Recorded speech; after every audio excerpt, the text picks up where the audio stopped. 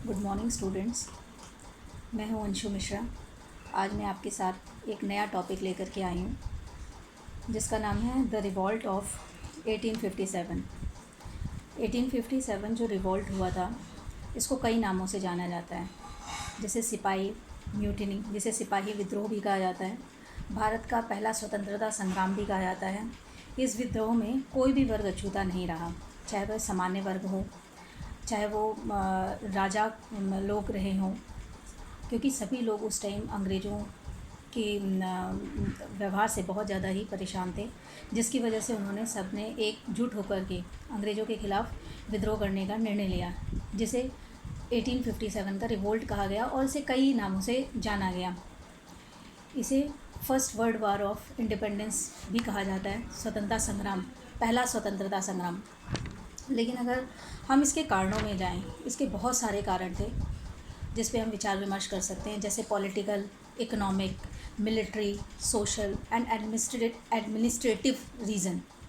सबसे पहले अगर हम पॉलिटिकल रीज़न की पर डिस्कस करें तो सबसे इम्पैक्ट डालने वाला जो रीज़न था लॉर्ड डलहौजी की डॉक्ट्रिन ऑफ लैप्स पॉलिसी।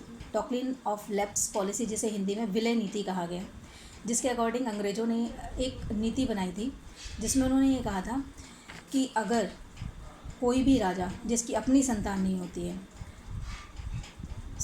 जिसमें पुत्र ना हो, जिस राजा का कोई पुत्र नहीं होगा, उसकी मृत्यु के बाद वो उसका शासन अंग्रेज़ अपने शासन में मिला लेंगे, उससे छीन लेंगे, जैसे सभी राजा उनसे नाराज़ थे।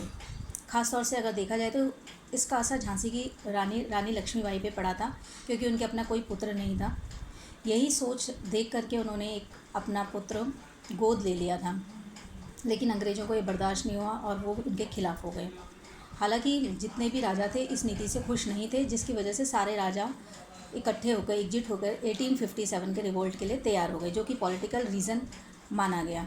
इसके अलावा अगर देखा जाए इकोनॉमिक रीज़न में अगर हम डिस्कस करते हैं, उस टाइम किसानों की दशा बहुत बेकार थी और सारे ब्रिटिशर्स उनको एक्सप्लॉइट करने में लगे हुए थे।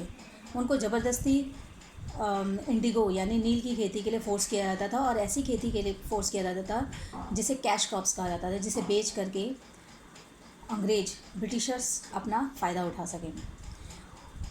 इससे क्या हुआ कि कैश क्रॉप्स में सारे फार्मर्स तो लग गए, लेकिन जो उनकी डेली नीड्स की फूड्स थी उनकी कमी होने लगी और अकाल पड़ गया, जिससे सारे फार्मर्स बहुत ज़्यादा डिसअपॉइंटेड थे अंग्रेज़ों के ख़िलाफ़। इसलिए सारे फार्मर्स उनके ख़िलाफ़ होकर के 1857 रिवॉल्ट में आगे आए। और रही बात सोशल कॉजेज़, अगर हम देखते हैं सामाजिक कारण क्या थे, तो अंग्रेज़ों की कुछ नीतियाँ थी जो अच्छी थी। अगर आज के परिप्रेक्ष्य में देखा जाए, आज के टाइम में देखा जाए, क्योंकि उस टाइम सती प्रथा प्रचलित थी, चाइल्ड मैरिज प्रचलित था, लड़कियों, खासतौर से लड़कियों को स्कूल नहीं भेजा जाता था, शिक्षा नहीं दी जाती थी। लेकिन अंग्रेज़ों ने ये सब दूर करने की कोशिश की, लेकिन जो कॉमन पीपल थे, वहाँ के सामान्य वर्ग के लोग थे, वो इस चीज़ को अप्रिशिएट नहीं कर रहे थे। उनको ये लग रहा था कि ये हमारे साथ बड़ा अत्याचार कर रहे हैं, इसलिए वो सब 1857 के रिवॉल्ट के लिए एग्री हुए और उन्होंने बढ़ चढ़ करके हिस्सा लिया। नेक्स्ट कारण अगर हम देखें रिलीजियस कॉजेज़ में देखते हैं, तो हिंदू और मुसलमान दोनों ही अंग्रेज़ों के ख़िलाफ़ हो गए थे। उसका रीज़न ये था कि अंग्रेज जो थे वो उनकी धार्मिक भावनाओं के साथ खेल रहे थे, उनको ज़बरदस्ती क्रिश्चियंस में कन्वर्ट करने की कोशिश कर रहे थे, क्रिश्चियनिटी धर्म अपनाने के लिए फ़ोर्स कर रहे थे, जिसकी वजह से उनको उनके धर्म को बड़ा ही आहत पहुंचा और उन्होंने सोचा कि अंग्रेज़ों को अपने देश से निकालना ही सबसे बेटर ऑप्शन रहेगा। उन्होंने भी 1857 रिवॉल्ट का समर्थन किया। उसके बाद अगर हम देखें एडमिनिस्ट्रेटिव रीज़न में देखा जाए, तो अंग्रेज़ जो भी हायर पोस्ट होती थी उसमें अपने ही लोगों को बिठाया करते थे, और जो इंडियंस थे उनको लोअर पोस्ट दिया जाता था, उनको अंग्रेज़ों की ग़ुलामी करने के लिए रेडी किया जाता था जस्ट एंड उनको अच्छी सैलरी सिर्फ अंग्रेज़ों को दी जाती थी, इंडियंस को नहीं, जिसकी वजह से इंडियंस जो थे वो बिल्कुल ही सेटिस्फाइड नहीं थे और वो 1857 के रिवॉल्ट के लिए रेडी हो गए। नेक्स्ट मिलिट्री कॉजेज़ में देखा जाए तो इसमें भेदभाव की नीति अपनाई गई थी। उस टाइम उन्होंने ऐसे राइफ़ल्स इंडियन सोल्जर्स को दिए जिसमें कहा गया कि उनकी कार्टिलेज जो बनाई गई थी वो पिग्स और काऊ की फैट से बनाई गई थी। ऐसी कंडीशन में सब लोगों ने मना कर दिया था कि हम इस कार्ट्रिज को और इस जो भी गन है उसको यूज़ नहीं करेंगे, क्योंकि उसे मुंह से छीलना पड़ता था। इससे उनके धन को आहत पहुंचती थी। सारे इंडियंस, सारे सोल्जर्स एक प्लेटफॉर्म में आ गए और उन्होंने ब्रिटिशर्स की पॉलिसी को के खिलाफ खड़े हो गए एज अ 1857 रिवॉल्ट के लिए। उनमें से अगर कुछ लीडर्स की बात की जाए, मेन लीडर्स इस रिवॉल्ट में जिन्होंने लीडरशिप किया था, रानी लक्ष्मीबाई, तात्या टोपे, बेगम हज़रत महल, मंगल पांडे और कुंवर सिंह। मंगल पांडे का इसमें मेन रोल रहा, उन्होंने ही लीड लिया। उन्होंने 1857 रिवॉल्ट में आगे बढ़ चढ़ करके हिस्सा लिया और इसमें इम्पॉर्टेंट सेंटर अगर देखा जाए, इम्पॉर्टेंट सेंटर की बात की जाए तो मेरठ, कानपुर, ग्वालियर, दिल्ली, झांसी, दिल्ली, झांसी, ये सारे नॉर्थ इंडियन पार्ट में बहुत तेज़ी से फैला। लेकिन अफसोस की बात ये रही, बेशक ये स्वतंत्रता के लिए, भारत की स्वतंत्रता के लिए पहला विद्रोह ज़रूर था, सारी जनता के प्रति जागरूकता ज़रूर थी, लेकिन ब्रिटिश नीति के खिलाफ, ब्रिटिश सैनिकों के सामने इंडियन सोल्जर्स टिक नहीं सके। अंग्रेज़ों ने उन्हें बुरी तरह से मात दिया और उन्हें हराया। इस तरह से 1857 रिवॉल्ट एंड में अगर देखा जाए तो हार गया, ख़त्म हो गया।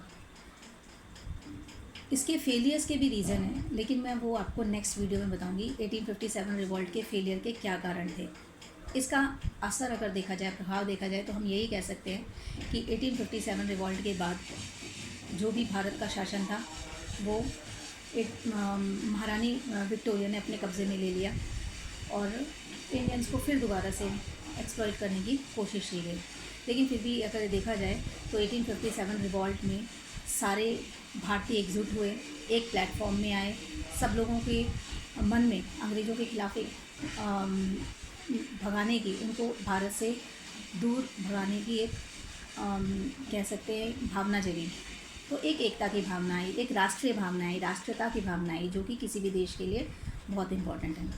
तो आज के लिए 1857 के रिवॉल्ट के क्या कारण थे जो कि एग्ज़ाम में आते हैं, तो स्टूडेंट्स यही आपके लिए आज का काम है। आज आप 1857 रिवॉल्ट के जो भी मैंने रीजंस बताए हैं एक कॉपी में लिखिए, उसे याद रखिए, याद करिए और ये हमेशा के लिए याद करके रखिए, क्योंकि कभी भी आप जब आप बड़ी क्लासेस में जाएंगे या किसी भी कॉम्पिटिटिव एग्ज़ाम में बैठेंगे तो इस तरह के क्वेश्चन ज़रूर पूछे जाते हैं। इसे हमेशा याद रखिए, सिर्फ रट करके उसे थोड़े टाइम बाद भूल जाइए, ऐसा ना करो, उसे हमेशा के लिए याद रखो ताकि आप कॉम्पिटिटिव एग्ज़ाम में भी इसको यूज़ कर सकें।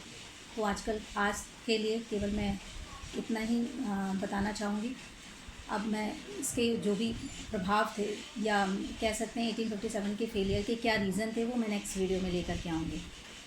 खुश रहिए, मस्त रहिए, पढ़िए, समय बर्बाद मत कीजिए, हैप्पी रहिए। तब तक के लिए बाय, थैंक यू।